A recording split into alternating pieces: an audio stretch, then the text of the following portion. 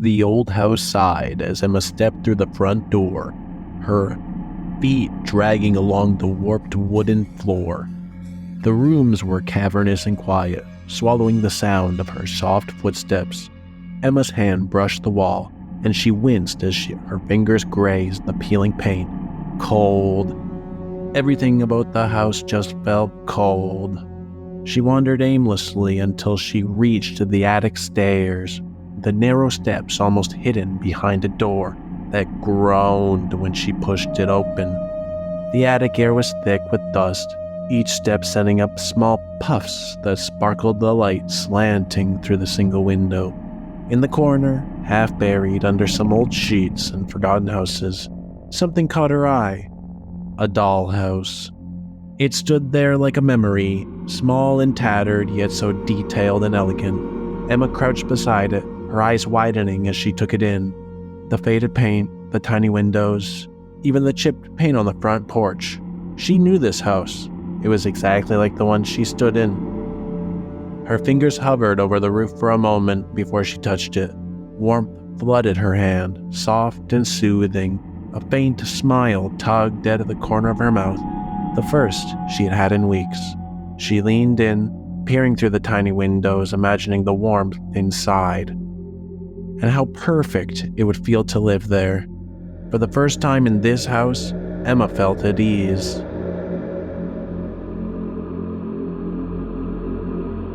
Mom? Come look at this. Later, Emma, I'm busy unpacking, came her mother's distant reply. Emma sighed and turned back to the dollhouse. She traced the tiny door frame, feeling the same warmth seeping into her fingers once more. The air around her thickened with dust, but in that little world, everything seemed perfect, just like things used to be. Days passed and Emma found herself drawn to the attic more and more. The dollhouse became her special place, where time seemed to slow down. The outside world faded until it was just her and the tiny rooms. She'd spend hours in silence adjusting the miniature furniture, making sure the tiny plates sat just perfectly on the dining room table, the beds made neatly, just like they were supposed to. The little house never felt overwhelming like the rest of the real house did downstairs. When the air felt different, almost heavy, suffocating her, the sound of her mother's voice grated on her nerves. Her mother, Melanie, tried to act like everything was just fine, but there was always an edge to her words, too bright, too cheerful, like she was trying to fill a space that just couldn't be filled. Emma could hear it in the way she said, "We're gonna be okay," with a smile that never really satisfied her. Her father moved through the house like a ghost, saying very little, his footsteps always soft, careful. The silence between them all, deafening, stretched across every room, pressing against Emma's chest until she couldn't breathe. She just couldn't stand it. She avoided them both. Instead, she slipped away to the attic, shutting out their strained conversations. The dollhouse is always waiting for her, perfectly. When she opened the little doors, it just felt like stepping into another world, one where everything was calm, nothing was broken. But the real house wasn't calm. The accident still lingered in every corner. Her brother's scream echoed in her head, the one he never finished. Her mother yelled. There was nothing she could do. It all happened so fast. Emma closed her eyes, her fingers tightening around the tiny wooden chair in the dollhouse. She couldn't think about it. No, not here. The dollhouse was quiet, peaceful, perfect. The attic became her escape. At school, she was quiet, avoiding the other kids' questions about the move. At home, she hardly spoke to her parents, slipping up the attic stairs as soon as she came through the front door. Melanie tried to coax her downstairs, inviting her to dinner, suggesting a movie night, but Emma barely looked up from the dollhouse when she asked. One evening, Melanie appeared in the doorway of the attic, her brow creased with concern. Emma, you've been up here all day. Don't you want to come down and eat with us? Emma didn't respond. Her hands moved carefully over the dollhouse furniture, rearranging it just so. The tiny house was in perfect order. She wasn't. Melanie stepped further into the attic, her voice growing softer. "You can't stay up here forever. It's not good for you." Emma's fingers froze over the dollhouse table.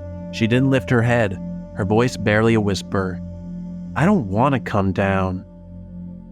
The words hung in the thick attic air, and for a moment, neither of them spoke. Melanie opened her mouth as if to say something, then closed it again. Her footsteps faded back down the stairs, leaving Emma alone. In the dollhouse, the little family sat at the dining table, their blank eyes staring out from behind the tiny windows.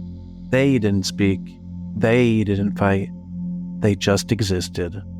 The house felt warm and safe, not like the empty echoing rooms down below.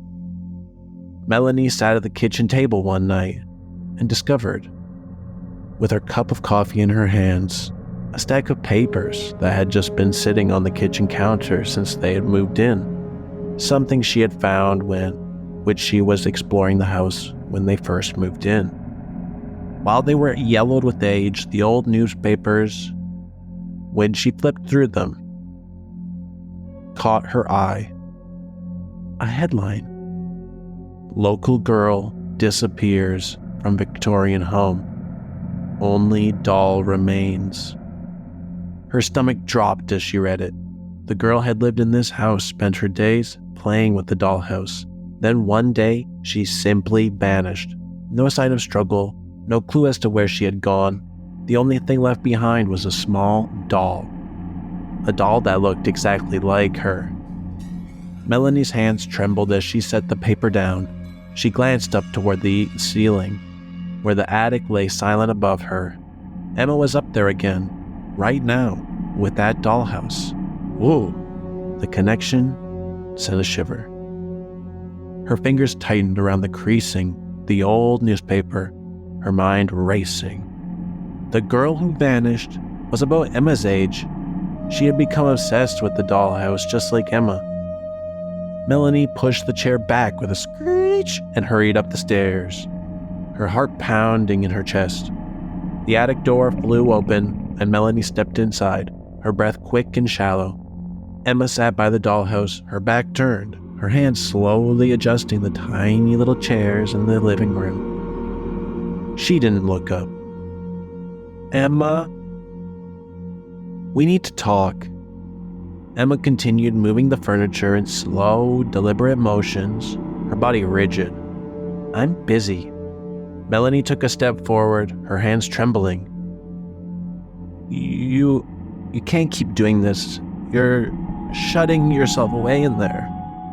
"I don't want to come downstairs," Emma said. "You don't belong up here." Melanie's voice just... "This isn't healthy. You need to talk to me about what happened. You need to let me help you. I'm your mother, and you're all I have left. I feel like you're slipping away." Emma's fingers tightened even more, her fingers turning white. "You can't help me. You can't take back what happened. You can't take back what you did." Melanie, desperate, said, "I know what you're going through. We need to move forward. It's what Peter would have wanted." "Don't say his name." Emma spun around, her face twisted with rage, tears brimming in her eyes. "You don't get to talk about him. You were the one driving. It's all your fault that he's gone." The accusation hit Melanie like a shot in the gut, winded, speechless. Her mouth opened, but no words came out. Emma's voice shook, her tears falling freely now. "You killed him. You didn't stop the car. You didn't save him. You didn't even make sure he was wearing his seatbelt." Melanie stumbled back, her hand flying to her mouth. "Emma, no. It wasn't an accident. I tried." "No!" Emma screamed, her whole body trembling. "You didn't try hard enough. I'll never feel safe here. Not with you. Not after what you did. Never again." The air in the attic seemed to thicken just a bit. Emma's face flushed with anger, her breath coming in sharp, ragged bursts. "I want to stay here. I want to stay in the dollhouse." The lights flickered. It's the only place that's safe." The light bulb above them flickered violently, and then, with a blinding flashlight, the attic was plunged into sudden darkness. Melanie cried out. As the light flashed, she shielded her eyes. But when she regained her consciousness, Emma was gone. Melanie's breath came in sharp, shallow gasps as she staggered back to her feet. Her eyes darted around the attic, searching. "Emma? Emma?" she called, the silence deafening. The only answer was the soft tick, tick, tick of the old grandfather clock in the corner. Melanie's eyes fell on the dollhouse, the only thing in the room. Heart pounding, she knelt beside it, her fingers trembling as she peered inside. Her breath hitched in her throat. The tiny attic of the dollhouse. There was a new figure, a doll. She could barely fathom it, a doll that looked exactly like Emma. It all happened so fast. The doll stood perfectly still, eyes wide, lips curled into a small, serene smile, one tiny hand raised as if waving goodbye. Melanie's knees buckled, she fell to the floor. Her breath caught her in the throat. She couldn't fathom it as the room spun all around her. The air in the attic felt cold and stale, and a faint smell, sickly sweet almost, like gold rotting flowers, filled the space. The storm outside rattled the windows, but inside the dollhouse, the tiny world stood still. Emma had found her new home,